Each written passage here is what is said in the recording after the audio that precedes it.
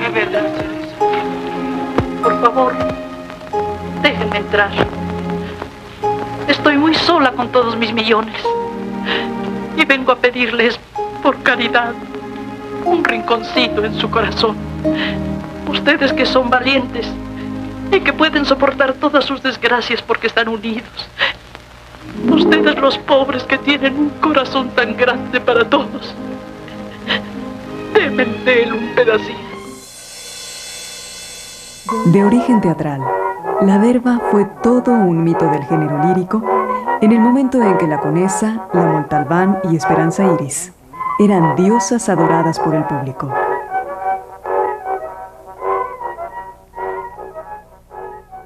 Herminia Pérez de León nació en la Ciudad de México en 1893. Su madre, una mujer culta y aficionada a la lectura, la música y la escritura, fomentó en Mimí desde pequeña la educación artística, ya que su gusto por cantar zarzuelas muestra que a la familia le gustaba el género chico. Toma, yo tengo un menino de cola muy larga, de pelo muy fino. Si le paso la sale todo el público. Desde 1905 se pone de moda el cinematógrafo en México, convirtiéndose en el entretenimiento preferido de Mimí, que a diferencia de otras chicas de su edad, mostraba un carácter retraído. A Mimí no le gustaba ir a bailes y prefería la soledad y la escritura. Es por eso, decía, que me gusta ir al cine, porque lo veo todo y nadie me ve. Mimí poseía una fuerte personalidad y siempre tuvo constantes dudas sobre el matrimonio. Mi lema ha sido siempre la voluntad. Desde pequeña, cuanto he querido he logrado, hasta donde se puede lograr lo que se quiere. Es por eso, escribe en su libro Páginas Sueltas de 1921. Sí, en ocasiones mi temperamento es melancólico, reservado y frío. No sabré decirle el porqué de esta amargura. Solo siento un deseo muy grande de ser otra muy diferente a la que soy. Vivir otra vida. Sentirme otra mujer con otro cuerpo, con otra cara, con otro corazón.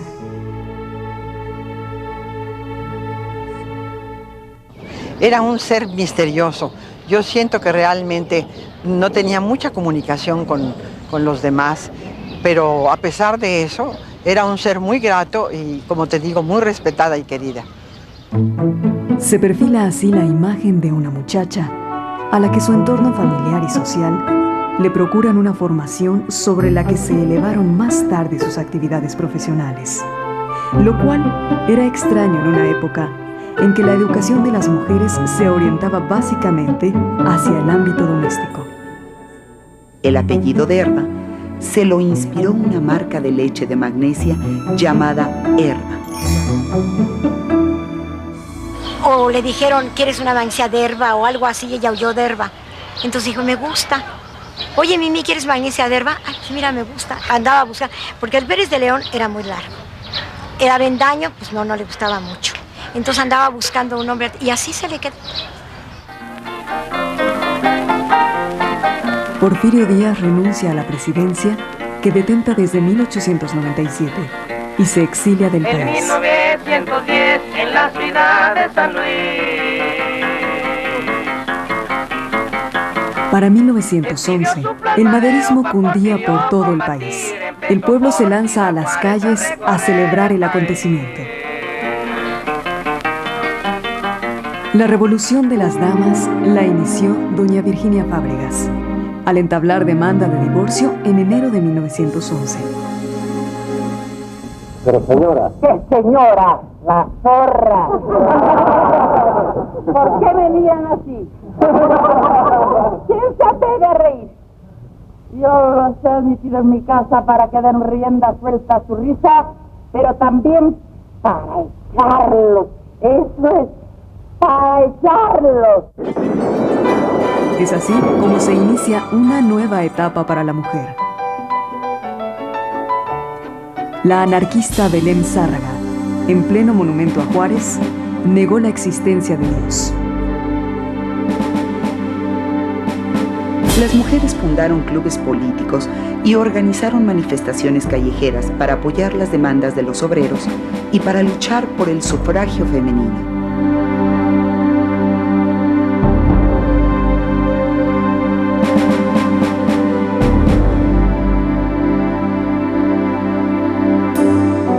El teatro frívolo, que proliferaba en esa época, es otro terreno de lucha. El 2 de agosto de 1911, en el Teatro Peiret de La Habana, Cuba, debuta una compañía de zarzuela hispano-mexicana recién llegada de México. En ella hace su aparición por primera vez una linda jovencita de 17 años, Mimi Derba. La zarzuela con la que pisa por primera vez el escenario es el Congreso Feminista. A fines de 1912, la zarzuela entra en crisis a causa del auge arrollador del cinematógrafo y la moda de las variedades. No obstante, Mimi debuta en el famoso Teatro Lírico de la Ciudad de México el domingo 12 de diciembre de 1912 con la obra El Cabo Primero. A partir de esa fecha, la carrera artística de Mimi Derba, hermosa mujer de sobrio y fino temperamento artístico, grata y bella voz, fue un triunfo constante y efectivo.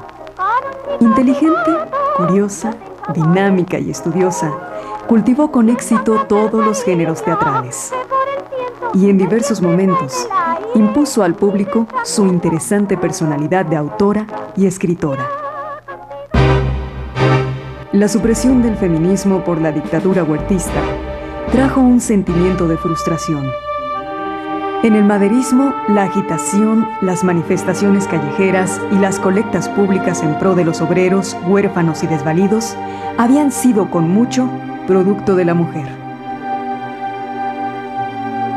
En 1913, Mimi estrena El País de la Metralla. Esta obra fue uno de los sucesos artísticos más relevantes después de la Decena Trágica, siendo una obra en la que se denunciaba la dictadura militar del general Victoriano Huerta. Mimi sigue su temporada de zarzuelas en el Teatro Principal. En ese teatro estuvo mi tía con una función. Llegaron los revolucionarios, no sé cuáles, y lo tuvieron que esconderla en los sótanos del cine imperial, que todavía deben de existir, para que no se la llevara. Y no la dejaron salir hasta que él no se fue. Ya cuando los salieron, se la quería llevar, y si se la hubiera llevado, me canso. Unos cuantos días después del incidente, reapareció Mimi en el Teatro Principal cantando la zarzuela La Geisha. Mimi estrena una obra escrita por ella. El título, Al César, en el Teatro Juan Ruiz de Alarcón, y es estimulada por la crítica a seguir el camino de la dramaturgia. También estrena El Barrio Latino, de Javier Burgos, y causa escándalo al salir ante el público con un mayón color carne cubriendo su imponente cuerpo. Este fue el año en el que Alfonso Camín le escribiera el famoso poema Mimi Derba, con 3 partes de Afrodita y otra parte de Minerva.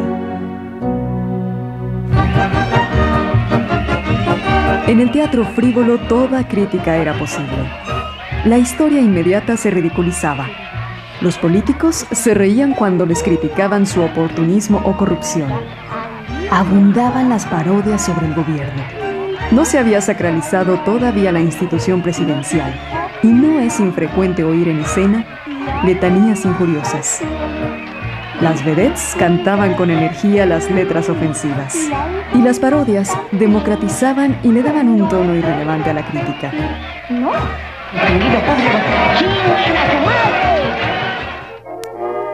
Mimi Derba permaneció en la Ciudad de México durante los años críticos de 1914 y 1915 sin interrumpir su actividad.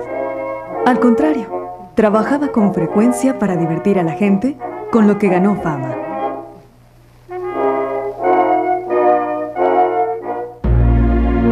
Por fin Victoriano Huerta había caído. La Ciudad de México se llenó de curiosidad para ver la entrada del ejército de Obregón y Pablo González. Tal vez se pensaba que en el futuro no habrían horrores tan grandes como los del pasado. Había optimismo y alegría, al igual que a la llegada de Madero. En 1916, inflamada por los aires revolucionarios que bañaban al país, Mimi Derba participa en el primer movimiento sindicalista de actores. Esta actividad la dejó, al igual que a sus compañeros síndicos, sin trabajo. Otra consecuencia de los hechos revolucionarios es el aislamiento de la Ciudad de México, que no permite conocer, sobre todo a las mujeres, los adelantos de la moda europea. En 1917, ya con Venustiano Carranza como presidente electo, escaseaban los periódicos y revistas extranjeras, que en sus páginas incluían los figurines que dictaban el buen vestir. En cambio, las películas llegaban con mayor frecuencia. Entre ellas, las había de actrices italianas que pronto ganaron la admiración de la gente, como Lida Borelli y La Bertini.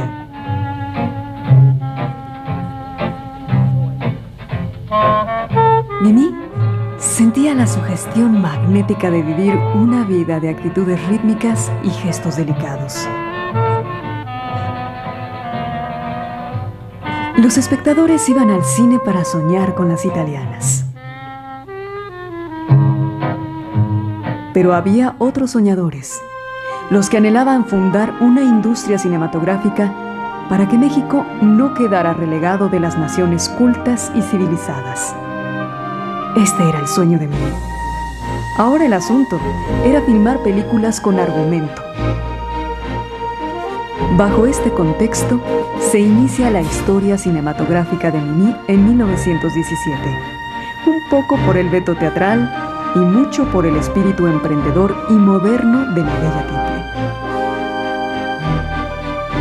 El financiador económico de esta empresa fue el general Pablo González, de quien se rumoraba que había sostenido un largo romance con Mimi. Junto con el fotógrafo Enrique Rosas, Mimi fundó la productora de películas Azteca Films.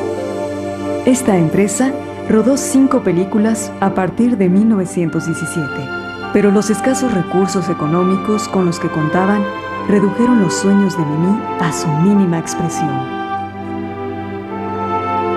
En esa época tomaba auge el nacionalismo cosmopolita, que era una expresión del conflicto de querer ser como los países desarrollados sin perder lo propio. Que en el porfirismo se expresara en los valses y en la corriente literaria del naturalismo. Así, las películas de Mimi Derba trataban de conflictos sentimentales que se desarrollaban en mansiones, costumbres y moda tipo italiano, enmarcadas por paisajes netamente nacionales. Gracias a su inteligencia y sensibilidad sobresalientes para escribir poemas y cuentos, habilidad desarrollada desde muy joven, Mimi es autora de algunos de los argumentos de sus películas. La primera producción enmarcada por el nacionalismo cosmopolita de la compañía Derba Rosas fue En Defensa Propia, rodada en 1917, y donde Mimi funge como argumentista y actriz. En ese mismo año le siguen Alma en Sacrificio, en donde también actúa, y posteriormente dirige La Tigresa. En La Soñadora se encarga junto con Rosas de la edición, producción y actuación, y en La Sombra produce, escribe el argumento y actúa. Con este proyecto empresarial y artístico, Mimi se convierte en la primera argumentista y directora en México. El romance de Mimi Derba con el general Pablo González, que había recobrado la capital para Carranza y que durante unos meses fue el hombre más poderoso de la ciudad, causó polémica. Romance que ella siempre negó, tal vez por el temor a verse involucrada en el sonado caso del automóvil gris. El general González fue sospechoso de ser el jefe de ese grupo de ladrones que hurtaba joyas y dinero. Incluso se rumoró que esas joyas fueron usadas en el teatro por la Conesa. Finalmente, se aclaró que el general Pablo González nada había tenido que ver con el asunto, que posteriormente fue tema de una película del periodo mudo de nuestro cine, misma que fue producida por el propio Pablo González y fotografiada por Enrique Rosas. También se aclaró que Mimí nunca había sido amante del general. Por esa época, aún las empresas serias como la Azteca Films carecían de una cadena de cines para explotar sus películas a nivel nacional, de tal manera que el dinero invertido en la producción no se recuperaba, sino que quedaba en manos de distribuidores y exhibidores si las películas tenían éxito.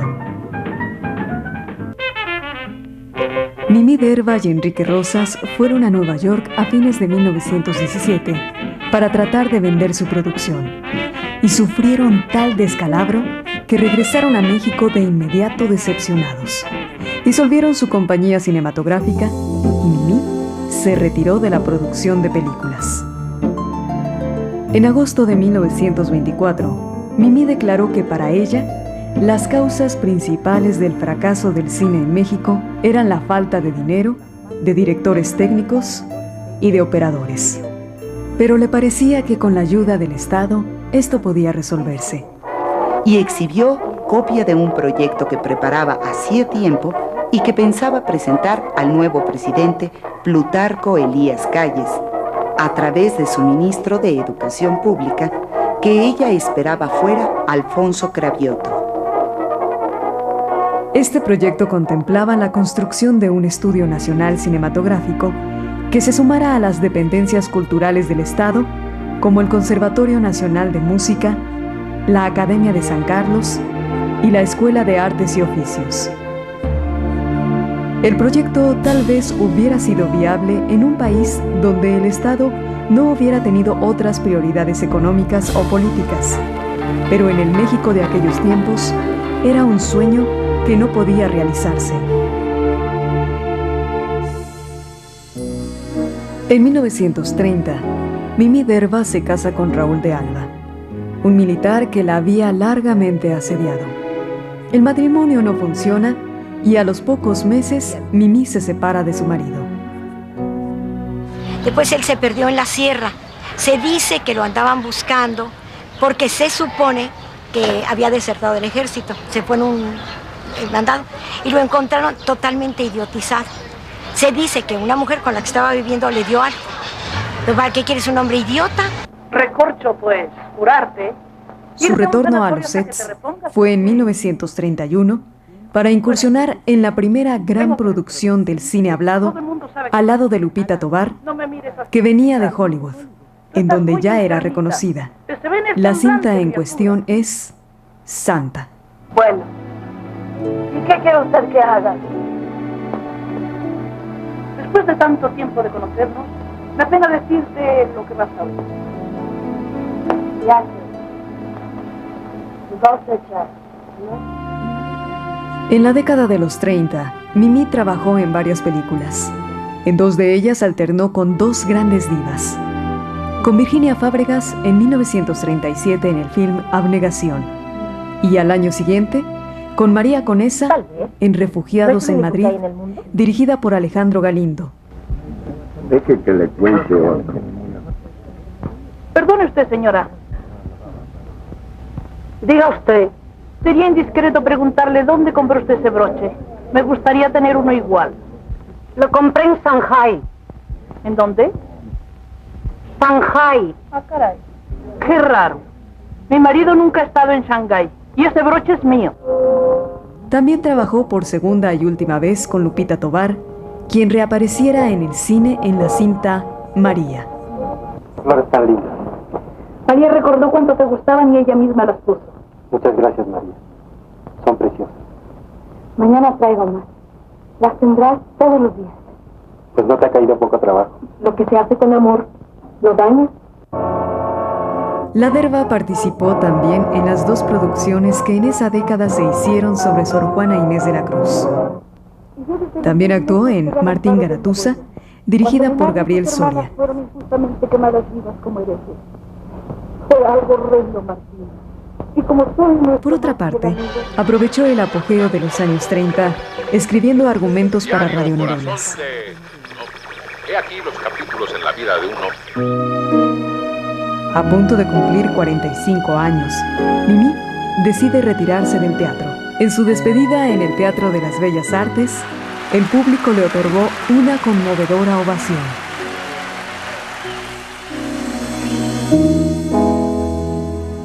A partir de la época de los 40, filma ininterrumpidamente numerosas cintas.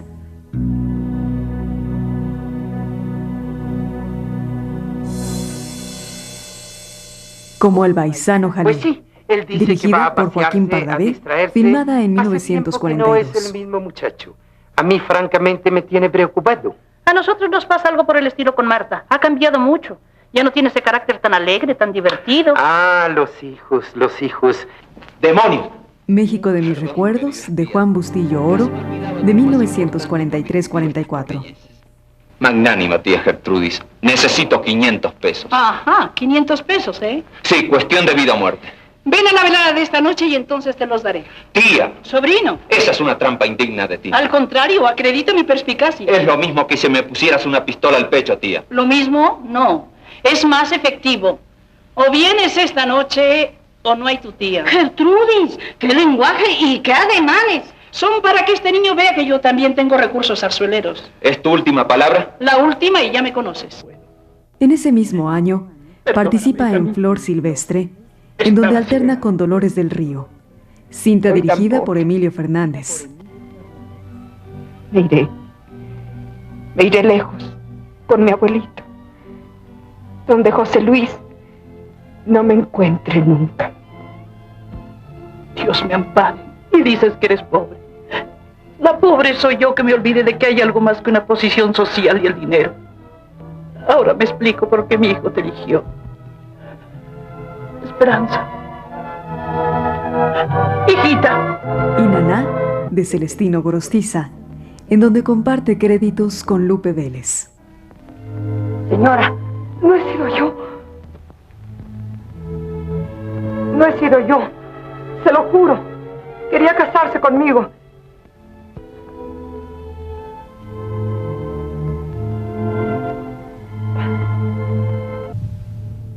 He visto varias películas con Jorge Negrete y siempre salía de mamá de Jorge Negrete.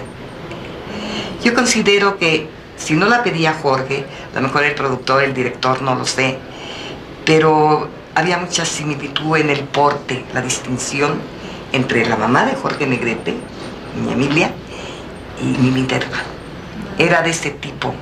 Mírame, que trefe. O vas y te conquistas a esa muchacha por encima de todo y de todos, o no eres mi hijo, ¿me oyes? Mamá. Y ahora duerme tu borrachera. Y no te me presentes en Torrecilla sin haber conquistado a esa muchacha. Porque te corro de ahí. A Me he de comer esa tuna, dirigida por Miguel Zacarías, filmada en 1944. Le siguen películas memorables como Usted de los ricos, dirigida por Ismael Rodríguez. Yo le compraré un hombre. Era una actriz muy profesional. Entendía las cosas.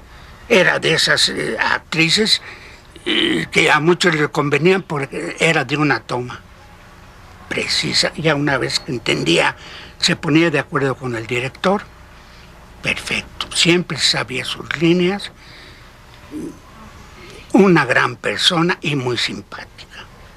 Y como ya tengo a la niña, mañana mismo le será devuelto todo lo que se les ha quitado. Y no tema usted ir a la cárcel. Al contrario, para pagarles las molestias que han tenido por su terquedad, se les dará una buena cantidad en efectivo. Y ya ve usted cómo no hay orgullo que valga contra el dinero. Todos sentimos mucho la muerte de mi hijo, ¿verdad?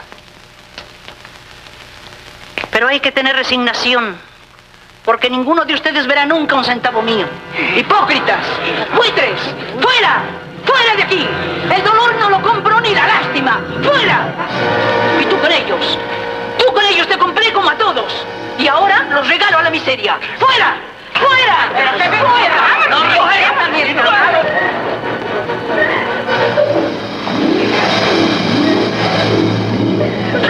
¡Como buitres! Conmigo fue una persona muy cálida. Teníamos siempre escenas tiernas por aquello de la abuelita y la nietecita y los melodramas del cine mexicano, que se daba mucho esto.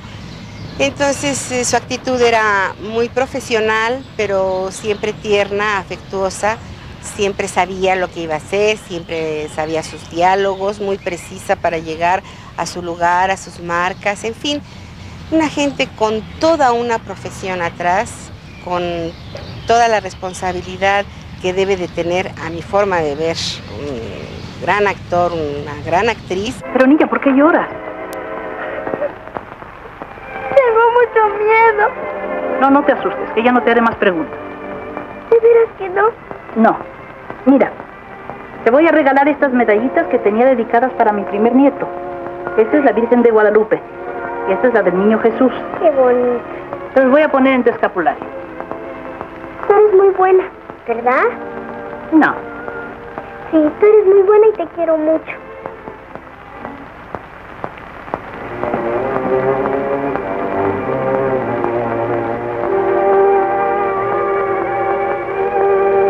Y una vez más, la dirige Emilio Fernández en Salón México.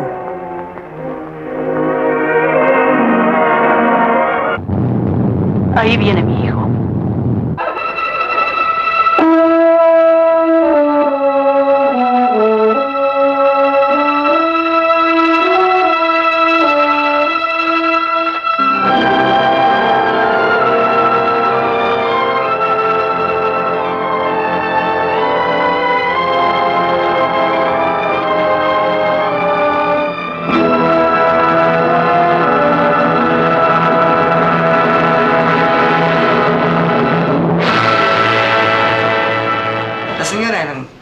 Llegaba y imponía.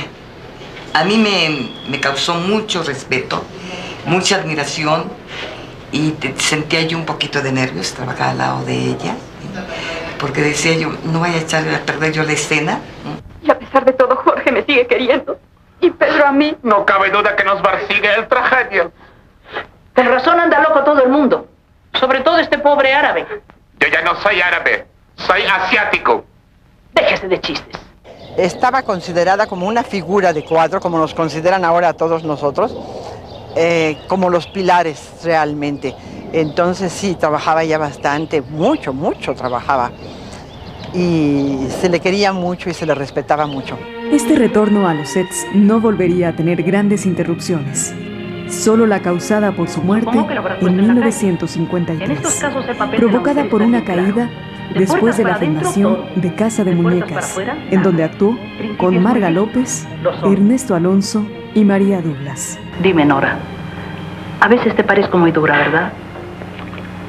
Francamente sí. ¿Y sabes por qué?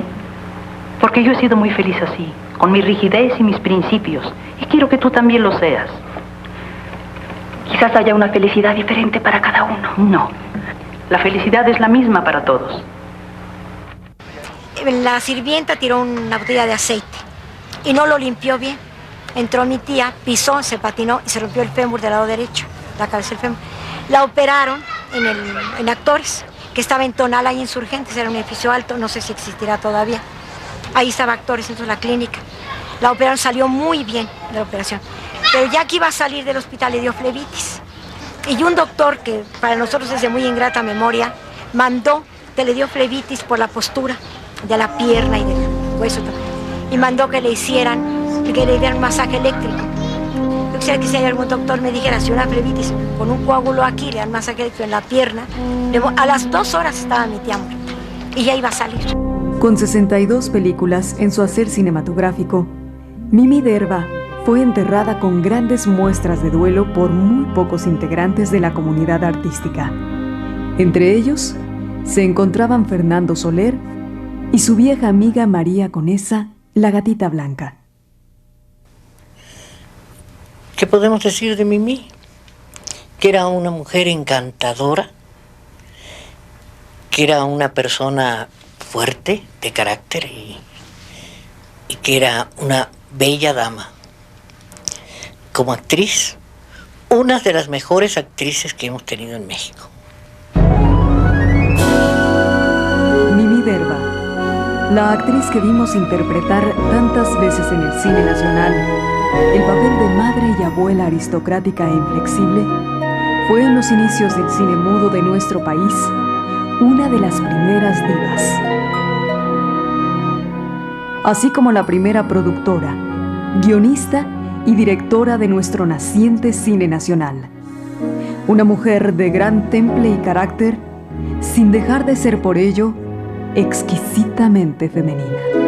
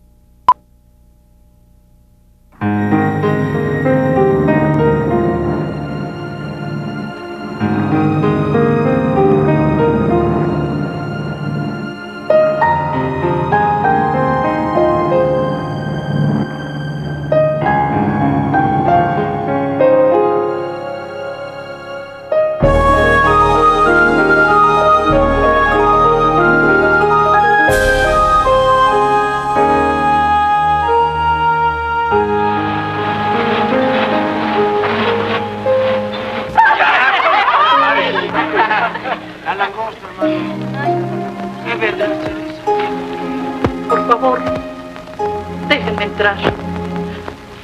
Estoy muy sola con todos mis millones. Y vengo a pedirles, por caridad, un rinconcito en su corazón.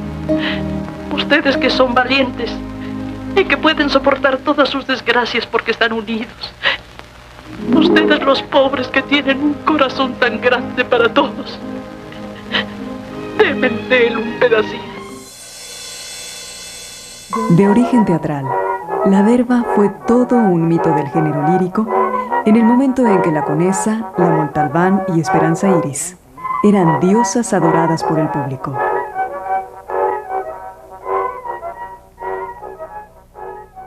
Herminia Pérez de León nació en la Ciudad de México en 1893.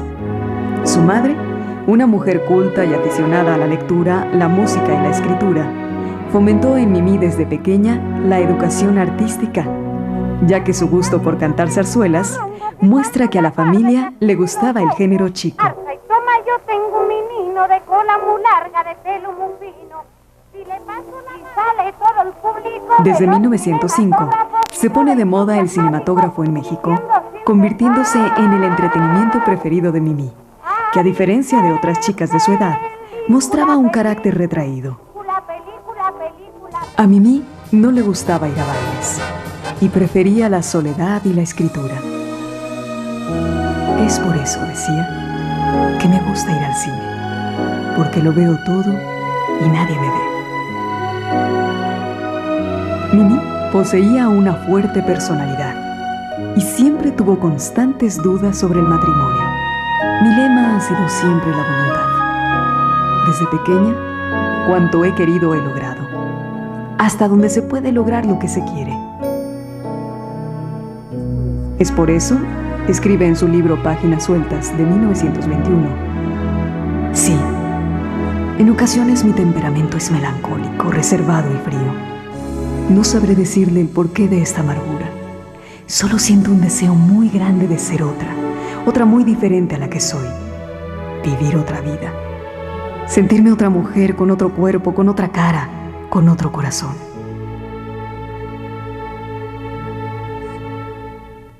Era un ser misterioso. Yo siento que realmente no tenía mucha comunicación con los demás, pero a pesar de eso, era un ser muy grato y, como te digo, muy respetada y querida. Se perfila así la imagen de una muchacha a la que su entorno familiar y social le procuran una formación sobre la que se elevaron más tarde sus actividades profesionales, lo cual era extraño en una época en que la educación de las mujeres se orientaba básicamente hacia el ámbito doméstico. El apellido Derba se lo inspiró una marca de leche de magnesia llamada Herba. O le dijeron, ¿quieres una magnesia derba o algo así? Y ella oyó derba. Entonces dijo, me gusta. Oye, Mimí, ¿quieres magnesia derba? Ay, pues mira, me gusta. Andaba a buscar, porque el Pérez de León era muy largo. El Avendaño, pues no le gustaba mucho. Entonces andaba buscando un hombre y así se le quedó. Porfirio Díaz renuncia a la presidencia que detenta desde 1897 y se exilia del país. En 1910 en la ciudad de San Luis. Para 1911, el maderismo cundía por todo el país. El pueblo se lanza a las calles a celebrar el acontecimiento. La revolución de las damas la inició doña Virginia Fábregas, al entablar demanda de divorcio en enero de 1911. Pero señora... ¡Qué señora! ¡La zorra! ¿Por qué me miran así? ¿Quién se apega a reír? Yo los he admitido en mi casa para que den rienda suelta a su risa, pero también para echarlos. Eso es, para echarlos. Es así como se inicia una nueva etapa para la mujer. La anarquista Belén Zárraga, en pleno monumento a Juárez, negó la existencia de Dios. Las mujeres fundaron clubes políticos y organizaron manifestaciones callejeras para apoyar las demandas de los obreros y para luchar por el sufragio femenino.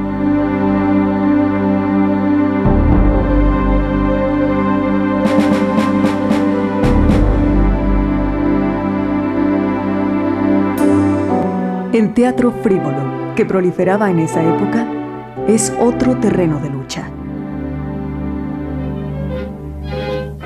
El 2 de agosto de 1911, en el Teatro Peiret de La Habana, Cuba, debuta una compañía de zarzuela hispano-mexicana recién llegada de México. En ella hace su aparición por primera vez una linda jovencita de 17 años, Mimi Derba. La zarzuela con la que pisa por primera vez el escenario es el Congreso Feminista. A fines de 1912, la zarzuela entra en crisis a causa del auge arrollador del cinematógrafo y la moda de las variedades. No obstante, Mimi debuta en el famoso Teatro Lírico de la Ciudad de México el domingo 12 de diciembre de 1912 con la obra El Cabo Primero. A partir de esa fecha, la carrera artística de Mimi Derba, hermosa mujer de sobrio y fino temperamento artístico, grata y bella voz, fue un triunfo constante y efectivo. Inteligente, curiosa, dinámica y estudiosa, cultivó con éxito todos los géneros teatrales. Y en diversos momentos, impuso al público su interesante personalidad de autora y escritora. La supresión del feminismo por la dictadura huertista trajo un sentimiento de frustración.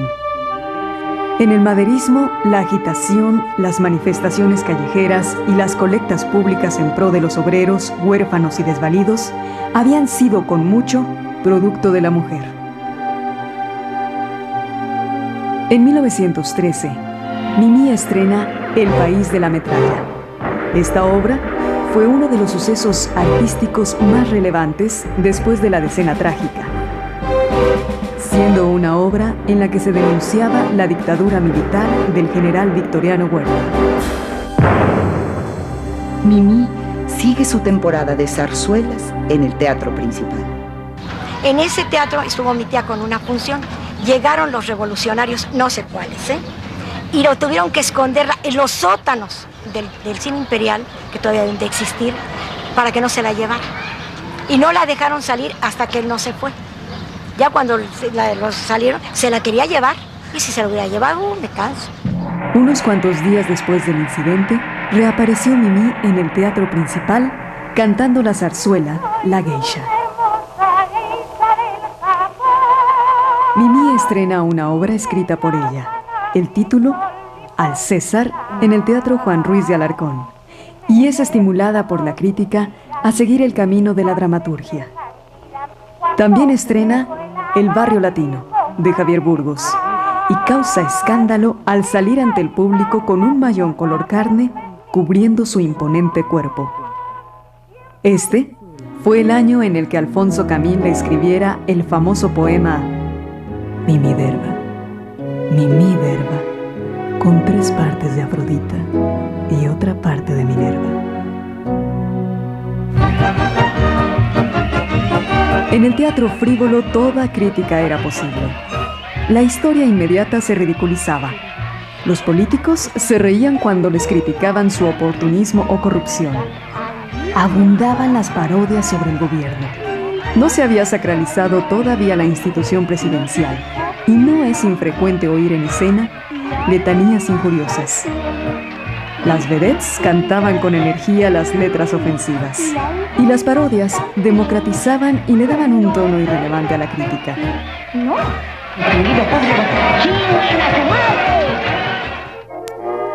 Mimi Derba permaneció en la Ciudad de México durante los años críticos de 1914 y 1915 sin interrumpir su actividad.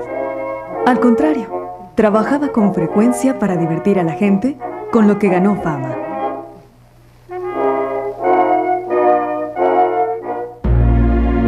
Por fin Victoriano Huerta había caído. La Ciudad de México se llenó de curiosidad para ver la entrada del ejército de Obregón y Pablo González. Tal vez se pensaba que en el futuro no habrían horrores tan grandes como los del pasado. Había optimismo y alegría, al igual que a la llegada de Madero.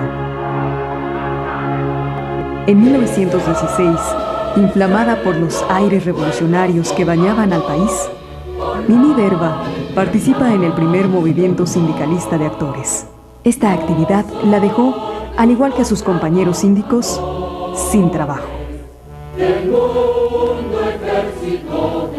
Otra consecuencia de los hechos revolucionarios es el aislamiento de la Ciudad de México, que no permite conocer, sobre todo a las mujeres, los adelantos de la moda europea. En 1917, ya con Venustiano Carranza como presidente electo, escaseaban los periódicos y revistas extranjeras, que en sus páginas incluían los figurines que dictaban el buen vestir. En cambio, las películas llegaban con mayor frecuencia. Entre ellas, las había de actrices italianas que pronto ganaron la admiración de la gente, como Lida Borelli y La Bertini.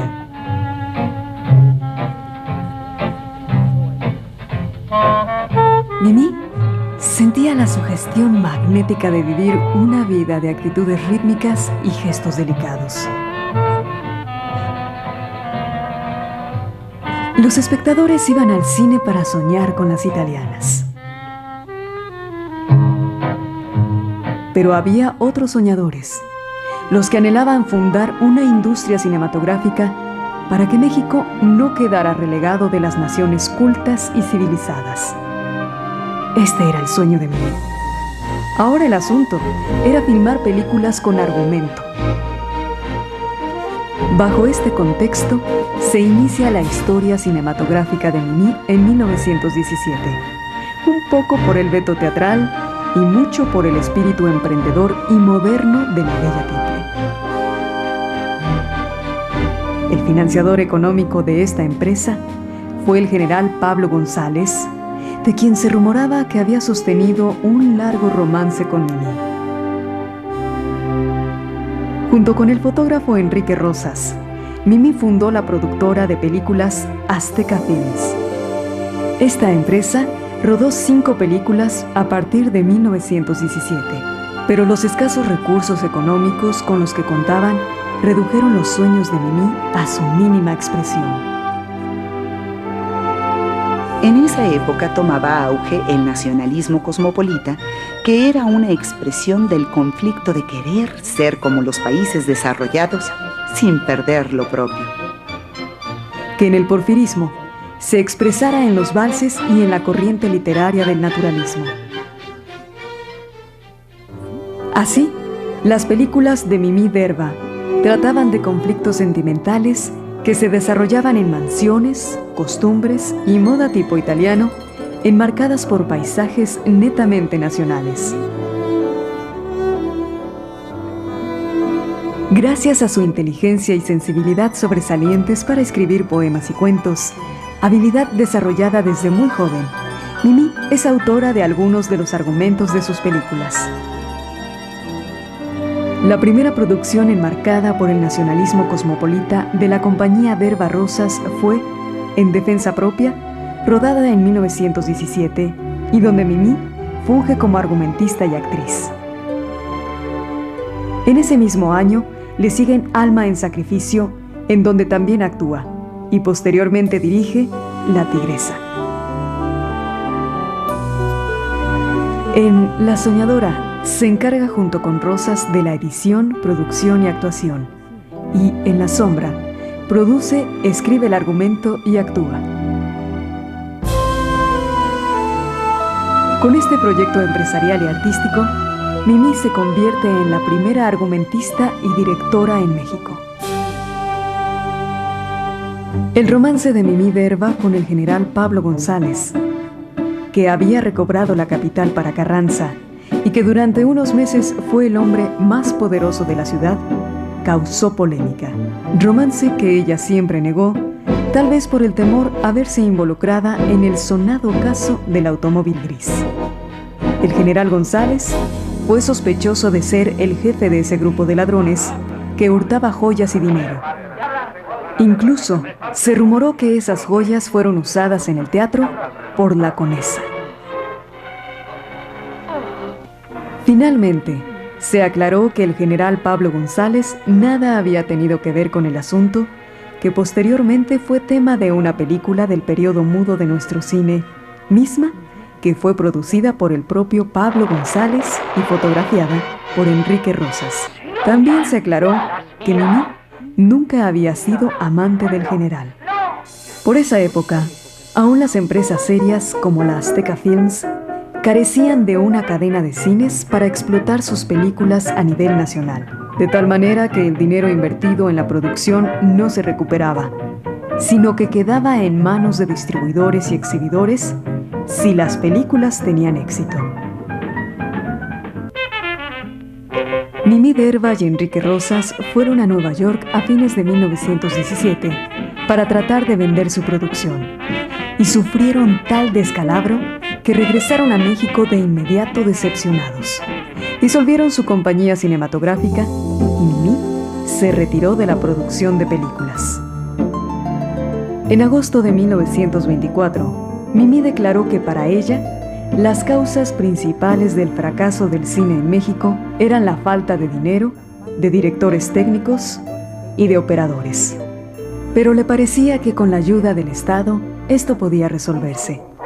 Y exhibió copia de un proyecto que preparaba hacía tiempo y que pensaba presentar al nuevo presidente Plutarco Elías Calles, a través de su ministro de Educación Pública, que ella esperaba fuera Alfonso Cravioto.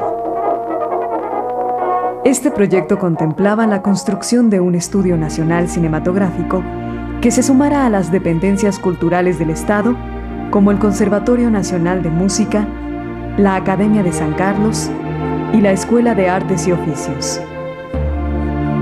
El proyecto tal vez hubiera sido viable en un país donde el Estado no hubiera tenido otras prioridades económicas o políticas, pero en el México de aquellos tiempos era un sueño que no podía realizarse. En 1930, Mimí Derva se casa con Raúl de Alba, un militar que la había largamente asediado. El matrimonio no funciona y a los pocos meses Mimí se separa de su marido. Después él se perdió en la sierra. Se dice que lo andaban buscando porque se supone que había desertado del ejército. Se fue en un mandado y lo encontraron totalmente idiotizado. Se dice que una mujer con la que estaba viviendo le dio algo. ¿Pero para qué quieres un hombre idiota? Recorcho, pues, curarte. Su retorno a los sets fue en 1931 para incursionar en la primera gran producción del cine hablado al lado de Lupita Tovar, que venía de Hollywood, en donde ya era reconocida. La cinta en cuestión es Santa. Bueno, ¿y qué quiere usted que haga?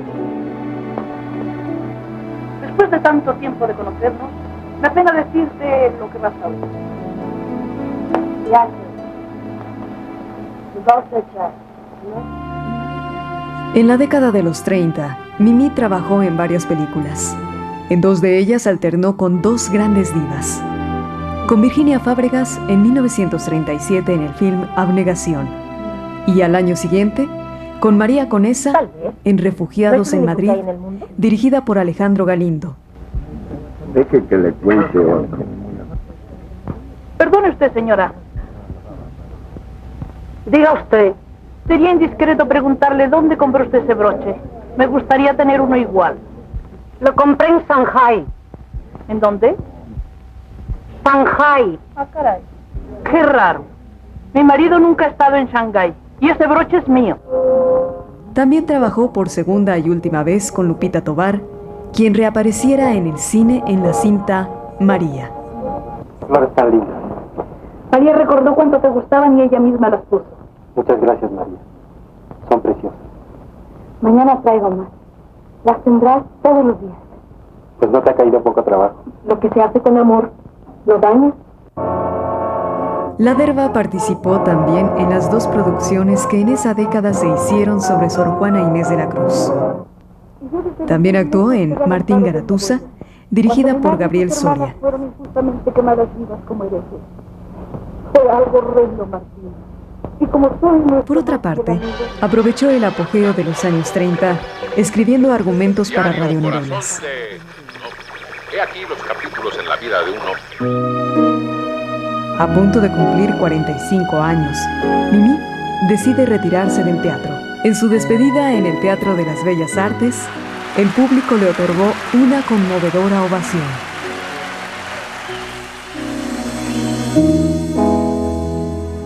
A partir de la época de los 40, filma ininterrumpidamente numerosas cintas.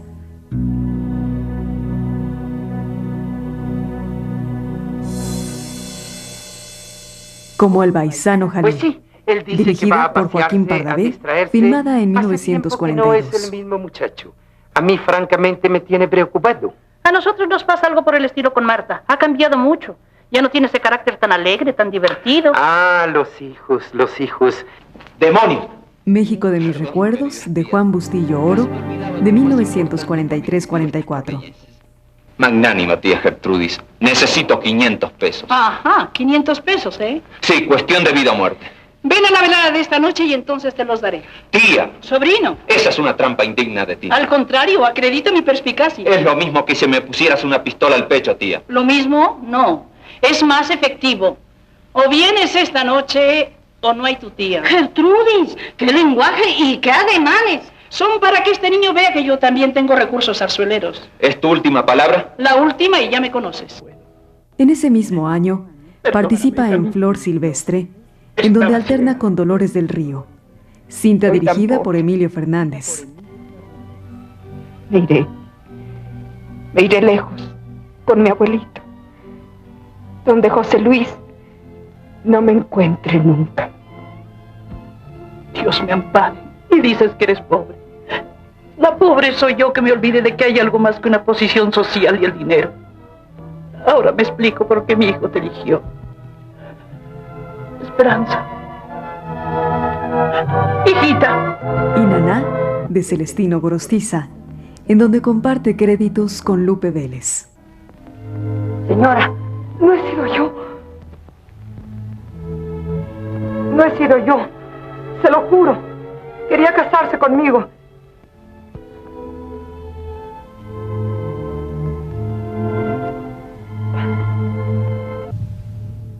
He visto varias películas con Jorge Negrete y siempre salía de mamá de Jorge Negrete. Yo considero que si no la pedía Jorge, a lo mejor el productor, el director, no lo sé, pero había mucha similitud en el porte, la distinción entre la mamá de Jorge Negrete, doña Emilia, y Mimi Derba. Era de ese tipo. Mírame, que trefe. O vas y te conquistas a esa muchacha por encima de todo y de todos, o no eres mi hijo, ¿me oyes? Mamá. Y ahora duerme tu borrachera. Y no te me presentes en Torrecilla sin haber conquistado a esa muchacha. Porque te corro de ahí. A Me he de comer esa tuna, dirigida por Miguel Zacarías, filmada en 1944. Le siguen películas viejita, memorables como Usted de los ricos, dirigida por Ismael Rodríguez. Yo le compraré un hombre. Era una actriz muy profesional. Entendía las cosas. Era de esas actrices que a muchos les convenían porque era de una toma precisa. Ya una vez que entendía, se ponía de acuerdo con el director. Perfecto. Siempre sabía sus líneas. Una gran persona y muy simpática. Y como ya tengo a la niña, mañana mismo le será devuelto todo lo que se les ha quitado. Y no tema usted ir a la cárcel. Al contrario, para pagarles las molestias que han tenido por su terquedad, se les dará una buena cantidad en efectivo. Y ya ve usted cómo no hay orgullo que valga contra el dinero. Todos sentimos mucho la muerte de mi hijo, ¿verdad? Pero hay que tener resignación, porque ninguno de ustedes verá nunca un centavo mío. ¡Hipócritas! ¡Buitres! ¡Fuera! ¡Fuera de aquí! El dolor no lo compro ni la lástima. ¡Fuera! Y tú con ellos. Tú con ellos te compré como a todos. Y ahora los regalo a la miseria. ¡Fuera! ¡Fuera! ¡Fuera! ¡No, fuera!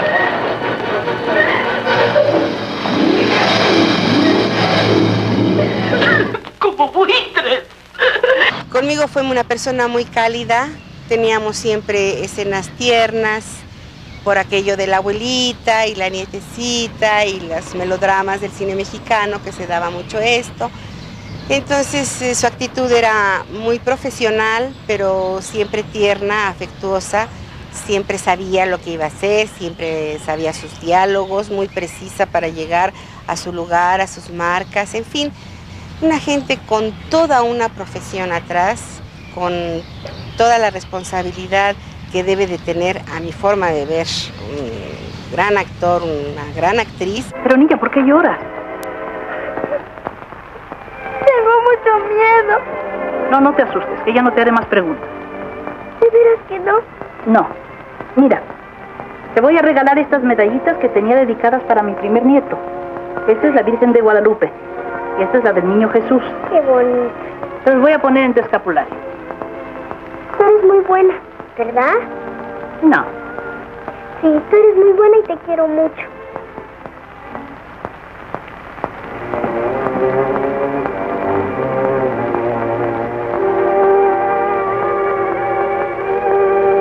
Y una vez más, la dirige Emilio Fernández en Salón México.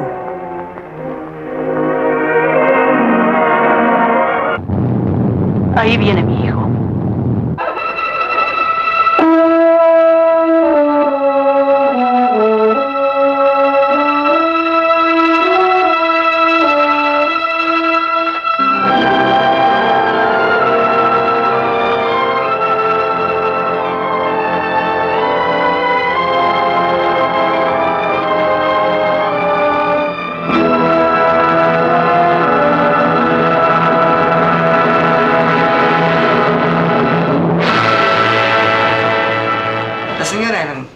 Llegaba y imponía. A mí me causó mucho respeto, mucha admiración y sentía yo un poquito de nervios, trabajaba al lado de ella, porque decía yo, no vaya a echar a perder yo la escena. Y a pesar de todo, Jorge me sigue queriendo. Y Pedro a mí. No cabe duda que nos persigue el tragedia. Con razón anda loco todo el mundo. Sobre todo este pobre árabe. Yo ya no soy árabe, soy asiático. Déjese de chistes. Estaba considerada como una figura de cuadro, como nos consideran ahora a todos nosotros, como los pilares realmente. Entonces sí, trabajaba ya bastante, mucho trabajaba. Y se le quería mucho y se le respetaba mucho. Este retorno a los sets no volvería a tener grandes interrupciones. Solo la causada por su muerte en 1953, provocada por una caída después de la filmación de Casa de Muñecas, en donde actuó con Marga López, Ernesto Alonso y María Douglas. Dime, Nora, a veces te parezco muy dura, ¿verdad? Francamente sí. ¿Y sabes por qué? Porque yo he sido muy feliz así, con mi rigidez y mis principios, y quiero que tú también lo seas. Quizás haya una felicidad diferente para cada uno. No, la felicidad es la misma para todos. La sirvienta tiró una botella de aceite y no lo limpió bien. Entró mi tía, pisó, se patinó y se rompió el fémur del lado derecho, la cabeza del fémur. La operaron en Actores, que estaba en Tonala y Insurgentes, era un edificio alto, no sé si existirá todavía. Ahí estaba Actores, entonces la clínica. La operaron, salió muy bien de la operación. Pero ya que iba a salir del hospital le dio flebitis. Y un doctor, que para nosotros es de muy ingrata memoria, mandó que le dio flebitis por la postura de la pierna y del hueso. Y mandó que le dieran un masaje eléctrico. Yo quisiera que si hay algún doctor me dijera, si una flebitis con un coágulo aquí, le dan masaje eléctrico en la pierna. A las 2 horas estaba mi tía muerta y ya iba a salir. Con 62 películas en su hacer cinematográfico, Mimi Derba fue enterrada con grandes muestras de duelo por muy pocos integrantes de la comunidad artística. Entre ellos se encontraban Fernando Soler y su vieja amiga María Conesa, la gatita blanca. ¿Qué podemos decir de Mimi? Que era una mujer encantadora, que era una persona fuerte de carácter y que era una bella dama. Como actriz, una de las mejores actrices que hemos tenido en México. Mimi Derba, la actriz que vimos interpretar tantas veces en el cine nacional El papel de madre y abuela aristocrática e inflexible fue en los inicios del cine mudo de nuestro país una de las primeras divas. Así como la primera productora, guionista y directora de nuestro naciente cine nacional. Una mujer de gran temple y carácter, sin dejar de ser por ello exquisitamente femenina.